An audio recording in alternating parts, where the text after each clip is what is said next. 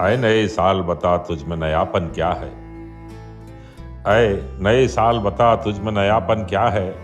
हर तरफ खल्क ने क्यों शोर मचा रखा है। रोशनी दिन की वही, तारों भरी रात वही, आज हमको नजर आती है हर एक बात वही।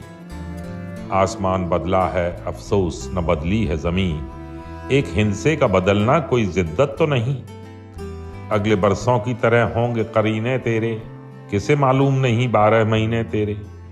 जनवरी फरवरी मार्च में पड़ेगी सर्दी, और अप्रैल मई जून में होगी गर्मी।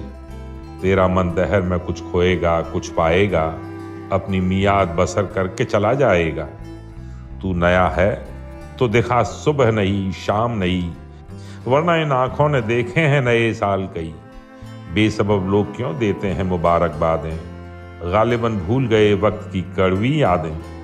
तेरी आमद से घटी उम्र जहां से सबकी, फैज ने लिखी है ये नज्म निराले ढब की।